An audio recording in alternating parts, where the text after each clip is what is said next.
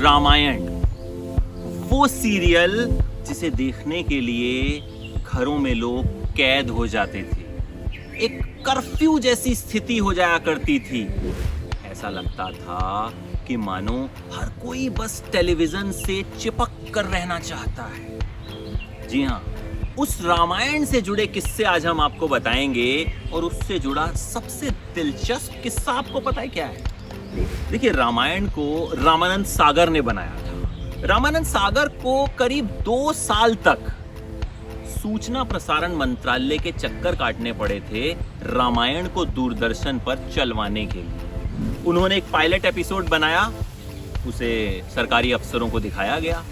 उन्होंने उसे रिजेक्ट कर दिया, कहा कि इसमें सीता माता ने कट स्लीव्स ड्रेस पहनी है, इसलिए ये नहीं जा सकता।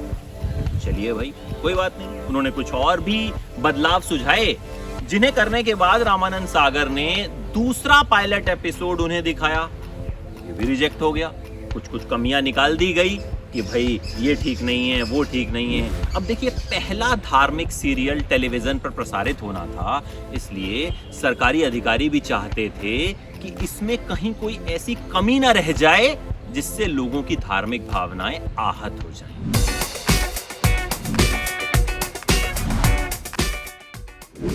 खैर, रामानंद सागर का दूसरा पायलट एपिसोड रिजेक्ट होने के बाद तीसरा पायलट एपिसोड बनाया उन्होंने, उसे दिखाया गया, रिजेक्ट हो गया। रामानंद सागर ने उस वक्त एक पत्रकार को इंटरव्यू में कहा था कि मेरे 2-3 जोड़ी जूते घिस चुके हैं सूचना मंत्रालय के दफ्तर के चक्कर काटते काटते, और अब तक रामायण जो है वो अप्रूव नहीं हुई है।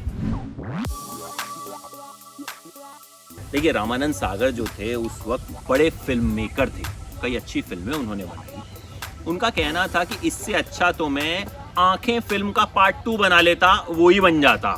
खैर, आखिरकार 2 साल बाद जाकर हरी झंडी मिली रामायण को, और रामायण सीरियल दूरदर्शन पर शुरू हुआ और फिर तो इतिहास बन गया।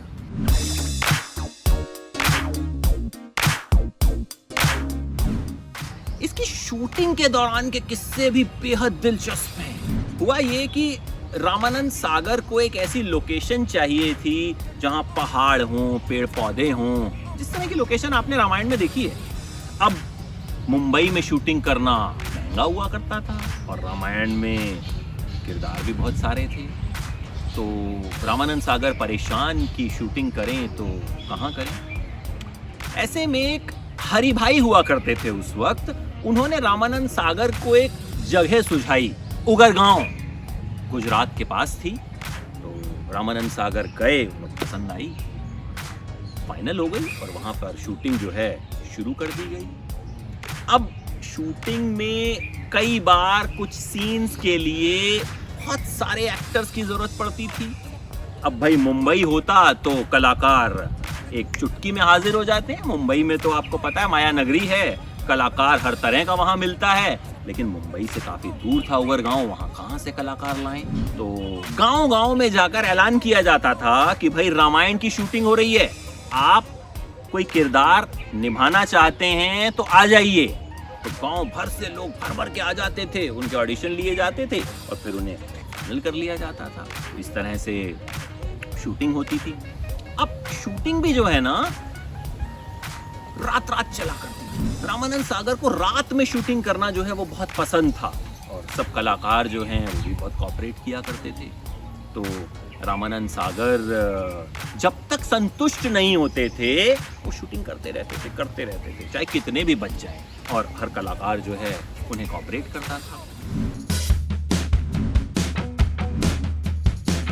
अरुण गोविल, जिन्होंने श्री राम का किरदार निभाया, उनके बारे में कहा जाता था कि एक बार स्क्रिप्ट पढ़ लेते हैं ना तो भूलते नहीं हैं और 1 टेक शॉट देते हैं। ऐसे ही एक कलाकार थे राजशेखर, उन्होंने भी रामायण में कुछ किरदार निभाया था। तो उनके बारे में भी कहा जाता था कि एक बार इन्हें सीन समझा दो, दोबारा बताने की जरूरत नहीं पड़ती।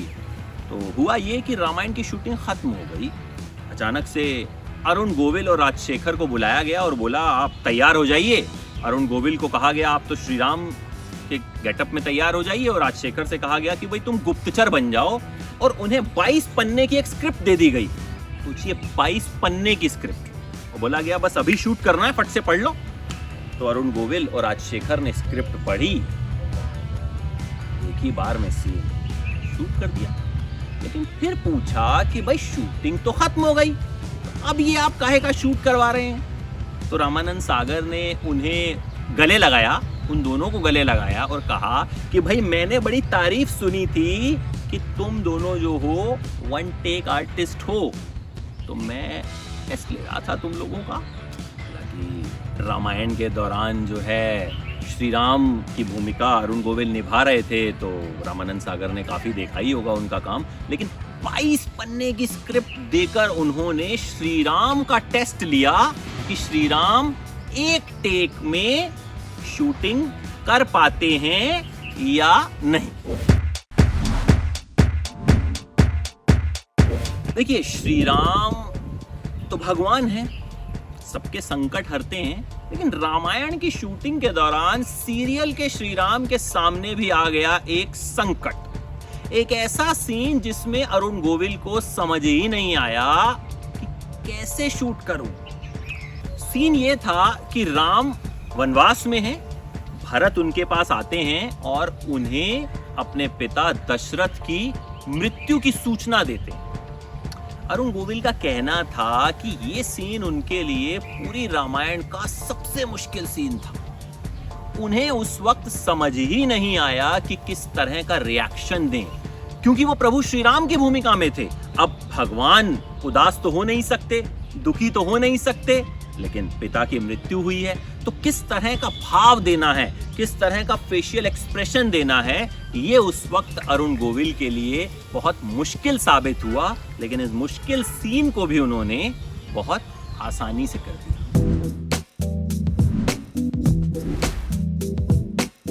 अच्छा, आपको पता है कि रामायण हर हफ्ते आया करती थी संडे को, और हर हफ्ते दूरदर्शन के दफ्तर में रामायण के कैसेट भेजे जाते थे।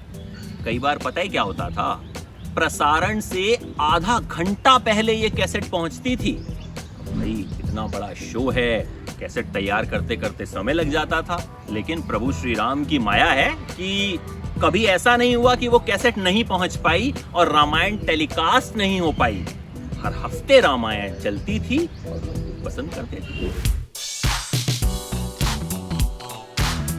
देखिए, आजकल तो हर तरह की ज्वेलरी होती है, हल्की ज्वेलरी आती है प्लास्टिक की, जिसे अगर पौराणिक किरदार आपको निभाने होते हैं तो आप पहन लेते हैं। लेकिन उस वक्त मेटल की ही ज्वेलरी पहननी होती थी और उससे कलाकारों को कई बार चोट भी लग जाती थी, खरोंच भी आ जाती थी, बेहद गर्मी हुआ करती थी। वहाँ एसी फ्लोर तो होते नहीं थे, लेकिन इन सब दिक्कतों के बावजूद वो कलाकार शूटिंग करते थे, मिलजुल कर रहा करते थे। खूब एक परिवार जैसा माहौल था। 24-24 घंटे कई बार शूटिंग चलती थी। शूटिंग शुरू तो करते थे, लेकिन ये पता ही नहीं होता था कि शूटिंग कब खत्म होगी, क्योंकि कोई शिफ्ट नहीं होती थी। आप शुरू कर रहे हैं, कब खत्म करेंगे पता ही नहीं है। लेकिन इसके बावजूद हर कलाकार ने अपना 100% दिया, और यही वजह थी कि रामायण इतना यादगार सीरियल बना।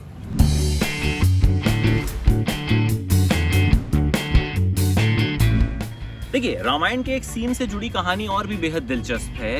हुआ ये कि एक सीन में राजा दशरथ केकई से बुरी तरह नाराज हो जाते हैं और केकई कोप भवन में चली जाती है। केकई का किरदार पद्मा खन्ना नाम की एक्ट्रेस ने निभाया था, और जब वो कोप भवन में जाती है ना, तो रोने लगती हैं। केकई यानी पद्मा खन्ना इस सीन में इस हद तक घुस गईं, कट बोले जाने के बाद भी कई घंटे तक वो रोती रहीं। रामानंद सागर भी इस सीन को देखकर बहुत भावुक हो गए और उनके भी आंसू छलक आए। तो आप देखिए किस हद तक किरदार में घुस जाया करते थे रामायण के एक्टर। ये है एबीपी न्यूज़, आपको रखे आगे।